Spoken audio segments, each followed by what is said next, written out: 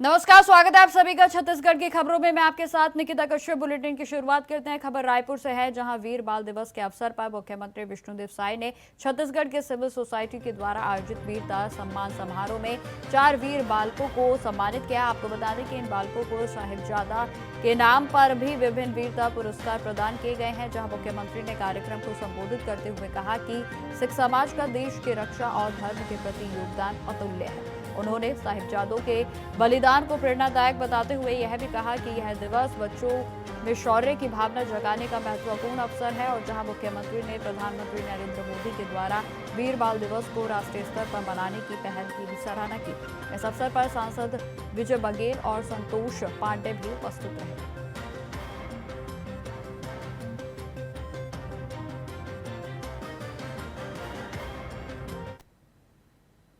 खबर रायपुर से ही है, जहां मुख्यमंत्री विष्णुदेव साय ने रायपुर की पहली महिला विधायक स्वर्गीय रजनी दत्तात्रेय उपासने को उनके जीवन पर आधारित डॉक्यूमेंट्री अनटोल्ड स्टोरी ऑफ स्वर्गीय रजनी दत्तात्रेय उपासने का विमोचन किया। आपको बता दें कि इस अवसर पर मुख्यमंत्री ने स्वर्गीय उपासने को समाजसेवी, राजनीतिक और जनहित के योगदान को उनको याद दिलाया गया। जहां आपको बता दें कि उन्होंने कहा कि उनका जीवन संघर्ष, समर्पण प्रेरणा का प्रतीक रहा है। और जहां आपातकाल के दौरान कठिन दौर में भी लोकतंत्र की रक्षा को लेकर रायपुर के विकास और महिलाओं के उत्थान में उनका योगदान सदैव ही प्रेरणादायक रहेगा। मुख्यमंत्री ने यह भी कहा कि यह डॉक्यूमेंट्री आने वाली पीढ़ियों को उनके व्यक्तित्व और कार्यों से परिचित कराने का प्रभावी माध्यम बनेगी।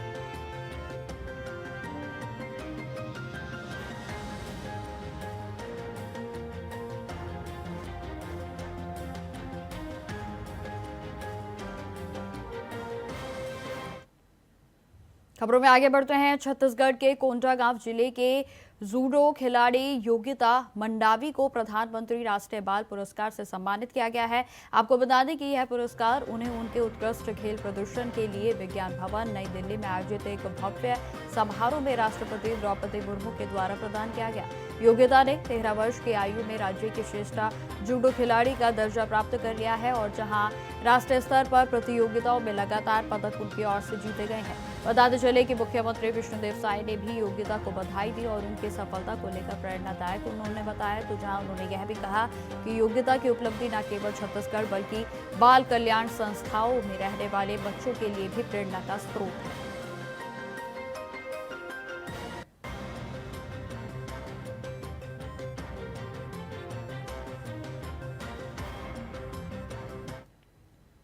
खबरों में आगे बढ़ते हैं। खबर रायपुर से है, जहां धर्मांतरण को लेकर सियासत पूरी तरीके से गर्मा गई है। आपको बता दें कि बीजेपी के प्रदेश मीडिया प्रभारी अमित चिमनानी ने प्रेस वार्ता कर कांग्रेस पर गंभीर आरोप लगाए हैं। उन्होंने कहा कि धर्मांतरण कांग्रेस के संरक्षण में हो रहा है और यह पार्टी इसका समर्थन करती है। चिमनानी ने आगे यह भी कहा कि कांग्रेस पर आरोप उनकी ओर से लगाए गए और जिसमें उन्होंने कहा कि वह समाज में धर्मांतरण की गतिविधियों को बढ़ावा दे रही है, जिससे कि छत्तीसगढ़ के समाज में सांप्रदायिक तनाव भी उत्पन्न हो रहा है। बीजेपी ने कांग्रेस से इस मुद्दे पर जवाब मांगा है, तो वहीं राज्य में धर्मांतरण की घटनाओं पर सख्त कार्रवाई की मांग भी उनकी ओर से की गई।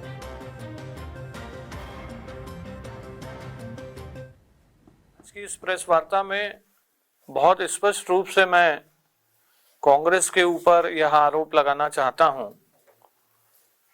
कि जो भी धर्मांतरण का कार्य होता है वो कांग्रेस के संरक्षण में ही होता है और कांग्रेस हर उस व्यक्ति के खिलाफ खड़ी होती है जो धर्मांतरण का विरोध करता है। वो चाहे कोई राजनीतिक दल हो भारतीय जनता पार्टी के रूप में, वो चाहे कोई व्यक्ति विशेष हो या वो कोई संत हो।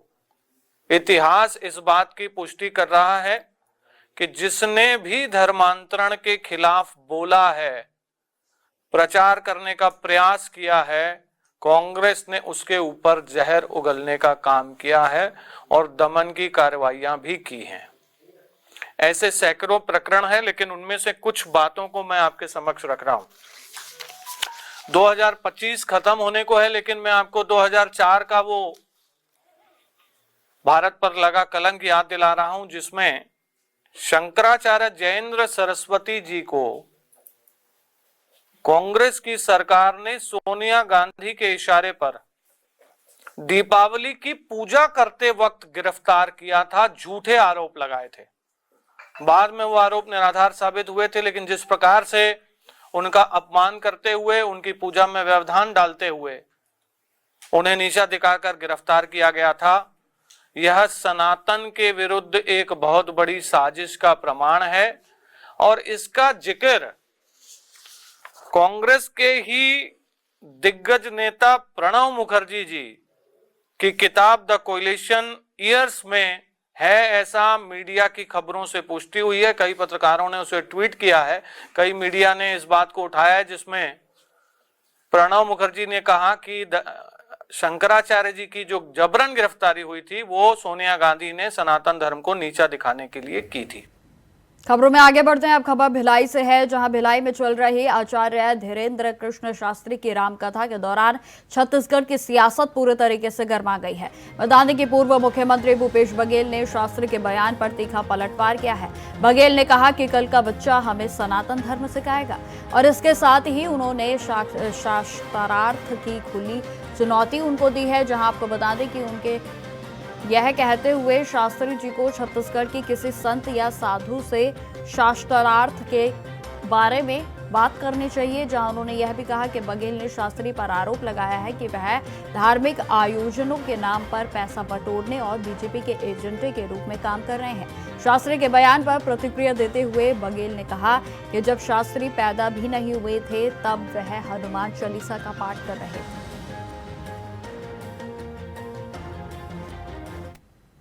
कथावाचक हमारे छत्तीसगढ़ महाराज जी बहुत कथा, भागवत कथा कब से करते हैं। तो कथावाचक मुश्किल से या तो आश्रम चला पाते हैं या अपना घर चला पा रहे हैं। भगवत भजन करते हैं, भक्ति के बारे में, ज्ञान के बारे में सब बताते हैं। छत्तीसगढ़ में सबसे बड़ा कथावाचक कौन था? पवन दीवान जी थे। उसका आश्रम की स्थिति देख लो, जिंदगी भर उससे ज्यादा क्राउड पुलर कोई दूसरा कथावाचक नहीं हुआ।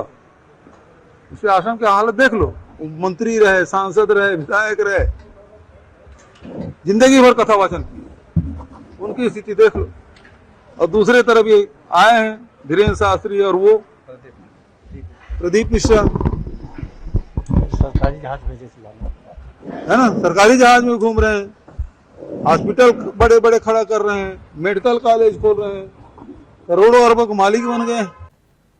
अब खबर रायपुर से है, जहां चौपाटी तोड़े जाने के लिए आपको बताते चले कि लगातार इस पर सियासी घमासान देखने को मिल रहा है। जहां 21 नवंबर को भी रायपुर के नगर में साइंस कॉलेज के पास बनी चौपाटी को अवैध बताकर तोड़ दिया गया।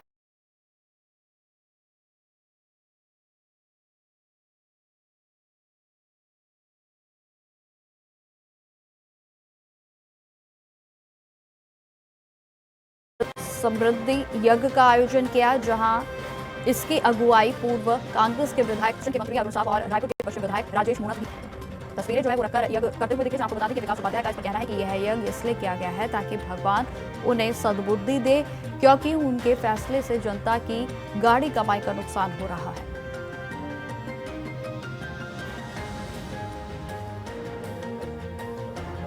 साइंस कॉलेज में यूथ हब का निर्माण हुआ था और ये निर्माण वैध था। यहाँ के विधायक की जिद के कारण, भारतीय जनता पार्टी के नेताओं की जिद के कारण जनता की टैक्स के पैसे बना ये इस यूथ हब को तोड़ दिया गया। विधानसभा में सत्र चला, यहाँ के विधायक ने नगरीय प्रशासन मंत्री राजेश मूणत विधायक है और नगरीय प्रशासन मंत्री अरुण साव है, उनसे सवाल पूछा था विधानसभा में, क्या ये यूथ हब अवैध है? तो इसके जवाब में अरुण साव जी जो नगरीय प्रशासन मंत्री है उन्होंने जवाब दिया था, ये यूथ हब वैध है, ये अवैध नहीं है। अगर ये वैध है तो भारतीय जनता पार्टी की सरकार ने जनता की गाड़ी कमाई के 6.5 करोड़ रुपए से बने यूथ हब को क्यों तोड़ा? इसकी जवाबदेही तय हो और भारतीय जनता पार्टी के अरुण साव मंत्री है नगरीय प्रशासन के, उनसे ये पैसा वसूल किया जाए। खबरों में आगे बढ़ते हैं। छत्तीसगढ़ शराब घोटाले में ईडी ने 29,800 पन्नों का अंतिम अभियोजन चालान कोर्ट में पेश किया है। बताते चले कि इसमें 59 नए आरोपियों को शामिल किया गया है और जिसमें कुल आरोपियों की संख्या 81 हो गई है। जहां ईडी का दावा है कि इस घोटाले में 2800 करोड़ रुपए से ज्यादा की हेराफेरी की गई है। चार्जशीट में पेश होने के बाद अब ट्रायल भी शुरू होगा और इस मामले में कई प्रमुख नाम शामिल हैं, जिसमें कि पूर्व आईएएस अधिकारी और तत्कालीन राज्य उत्पाद शुल्क आयुक्त निरंजन दास के साथ साथ सीएम भूपेश बघेल, जो कि पूर्व सीएम रह चुके हैं, उनका कार्यालय में उप सचिव सौम्या चौरसिया के नाम पर भी इसमें जो है ये तमाम नाम शामिल हैं, जिसमें कि आपको बता दें कि 315 पन्नों के चालान में बैंक रिकॉर्ड और धनराशियों को इसके दस्तावेज जुटाए जो है वो लगातार जा रहे हैं।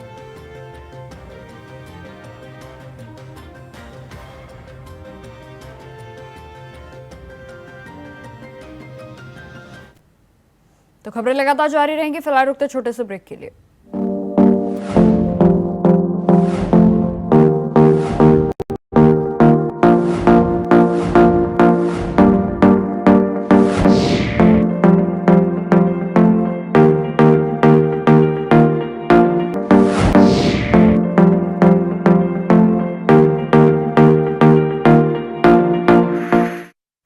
तो ब्रेक के बाद एक बार फिर से स्वागत है आप सभी का। बढ़ते हैं खबरों की ओर। खबर बालोदा बाजार से है, जहां शहर में नगर पालिका के द्वारा चलाए जा रहे सौंदर्यीकरण कार्य के दौरान असामाजिक तत्वों के द्वारा 2 मूर्तियों को खंडित कर दिया गया। बता दें कि पहले भारत माता की मूर्ति को और फिर एक सैनिक की मूर्ति को नुकसान पहुंचाया गया। जहां इस घटना के बाद नगर पालिका के अध्यक्ष अशोक जैन और समस्त पार्षदों ने कलेक्टर दीपक सोनी और पुलिस अधीक्षक से मुलाकात की है और जहां शिकायत को दर्ज कराया गया। तो वहीं आपको बता दें कि उन्होंने नगर में बढ़ती चोरी, अवैध शराब, गांजा और सट्टे की भी गतिविधियों पर अंकुश लगाने की मांग की है, ताकि शांति व्यवस्था बनी रहे। इस मामले में सख्त कार्रवाई की अपील की गई है, ताकि असामाजिक तत्वों के खिलाफ कड़ी कार्रवाई हो सके। असामाजिक तत्वों द्वारा नगर पालिका द्वारा सौंदर्यीकरण के लिए मूर्तियाँ लगाई जा रही है, उसको खंडित किया जा रहा है।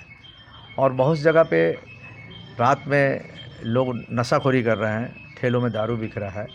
और उस संबंध में हम लोग चर्चा करने आए थे कि भाई आखिर और शहर में चोरी बढ़ गई है, तो आखिर कैसे व्यवस्था की जाए, क्या मॉनिटरिंग किया जाए, गश्त बढ़ाई जाए, उस संबंध में निवेदन करने आए थे माननीय कलेक्टर साहब से और एडिशनल एसपी अभिषेक सिंह जी से।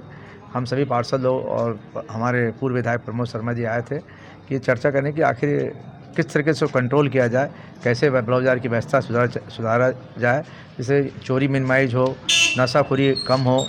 और जो असामाजिक तत्व घूम कर मूर्तियाँ तोड़ रहे हैं, ये बाजार के लिए बड़ी दुखद घटना है। हमारी परिषद पूरा शहर को सौंदर्य करने के लिए पूरा प्रयास कर रही है, लेकिन असामाजिक तत्वों द्वारा आए दिन पहले परसा बाजार में मूर्तियाँ उखाड़ के फेंक दी गई। कल इन्होंने मुरुम खदान में सैनिक की जो उंगलियाँ था उसमें रिवाल्वर निकालने के लिए, राइफल निकालने के लिए उसको तोड़फोड़ की गई। और परसों के दिन उन्होंने शमशान घाट में पूरा सार्वजनिक गेट और शमशान घाट का लोहे गेट निकाल के तोड़ के ले गए। खबरों में आगे बढ़ते हैं। अब खबर सरगुजा जिले से है, जहां कड़ाके की ठंड लोगों की दिनचर्या प्रभावित कर रही है। आपको बता दें कि अंबिकापुर में तापमान में भारी गिरावट देखी जा रही है और जहां तापमान लगभग 4 डिग्री तक पहुंच गया है, तो वहीं पठारी क्षेत्र के मेन पार्ट में भी न्यूनतम तापमान 2 से 3 डिग्री तक पहुंच रहा है। और इस कड़ी ठंड से बचने के लिए लोग गर्म कपड़े पहनने के साथ साथ अलाव का सहारा ले रहे हैं। जहां मौसम विज्ञान के अनुसार भी आपको बता दें कि आने वाले दिनों में ठंड से राहत मिलने के आसार कम ही हैं, जिससे कि ठंड का असर और भी बढ़ने की संभावना जताई गई है।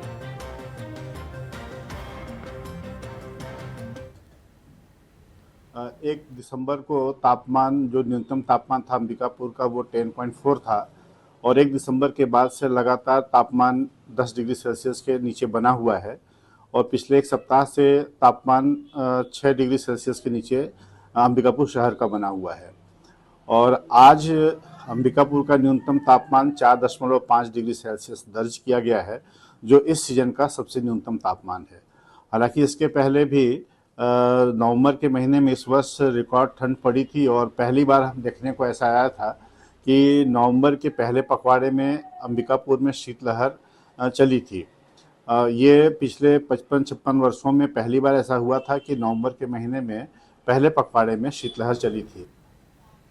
खबर अंबिकापुर से है, जहां सोशल मीडिया इन्फ्लुएंसर आकांक्षा टप्पू को गिरफ्तार कर लिया गया है। आपको बता दें कि बीते दिन आकांक्षा मंत्री लक्ष्मी राजवाड़े और विधायक राजकुमार टोप्पो पर आपत्तिजनक टिप्पणी उसकी ओर से की गई थी और इसके बाद उसने एक छोटी वायरल वीडियो की थी, जिसमें कि आपको बता दें कि मंत्री और विधायक को आंगनबाड़ी के कार्य के लिए शासकीय भूमि पर अवैध कब्जा करने का जिम्मेदार ठहराया गया था। जहां आपको बता दें कि वीडियो में आरोप लगाया गया था कि शासकीय भूमि पर आंगनबाड़ी कार्यकर्ताओं ने अवैध निर्माण किया है। मामले में शिकायत मिलने के बाद सरगुजा जिले के सीतापुर थाना पुलिस ने आकांक्षा टोप्पो को गिरफ्तार कर लिया है और जिसमें की कार्रवाई लगातार जारी है।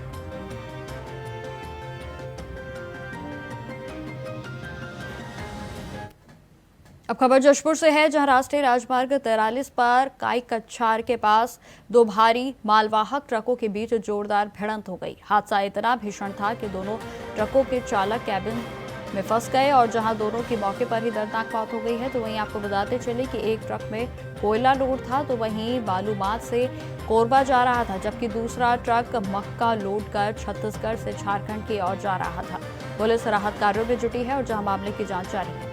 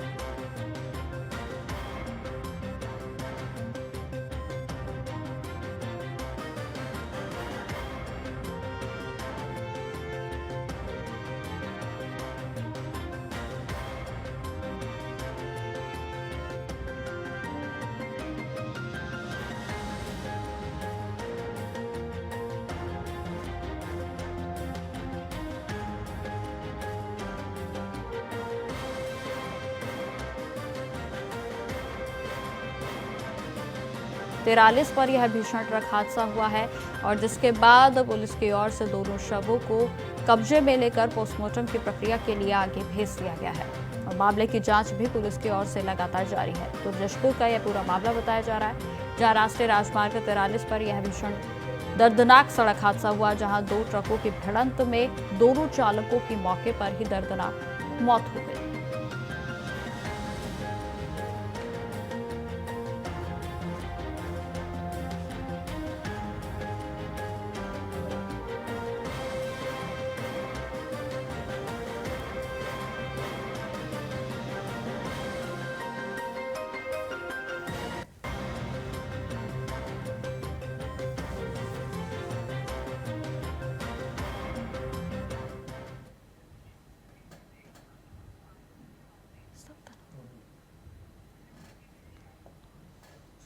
चलिए अब आपको लिए चलते हैं मध्य प्रदेश की ओर, जहां भोपाल से मुख्यमंत्री मोहन यादव क्या कुछ कह रहे हैं, आप सुनिए।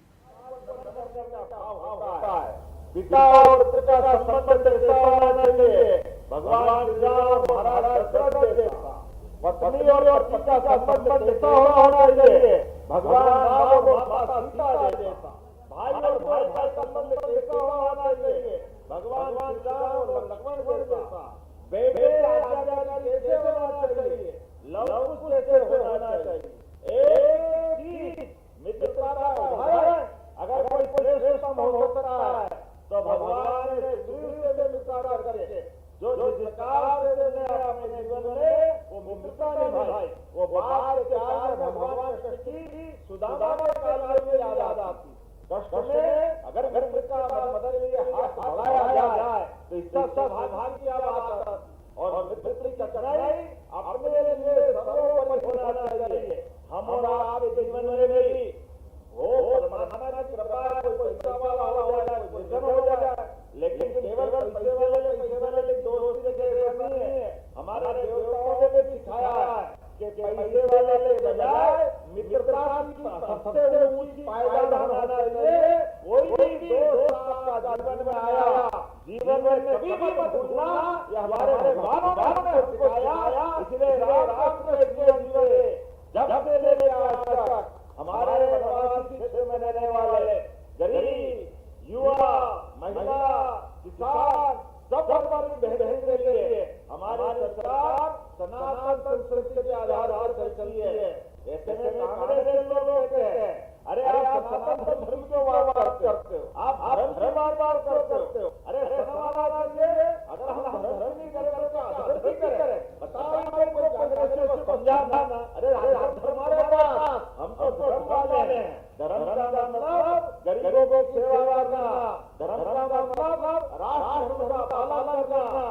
का मतलब सनातन की जय जयकार होना चाहिए, नहीं होना चाहिए। जब हम अपने भाव लेके चलते हैं, इसलिए हमने प्रत्येक आचार पैमाने पे, इसलिए हमको। तो फिलहाल मेरे साथ इस बुलेटिन में इतना ही। देश दुनिया की तमाम खबरों की जानकारी के लिए बने रहे हमारे साथ। नमस्कार।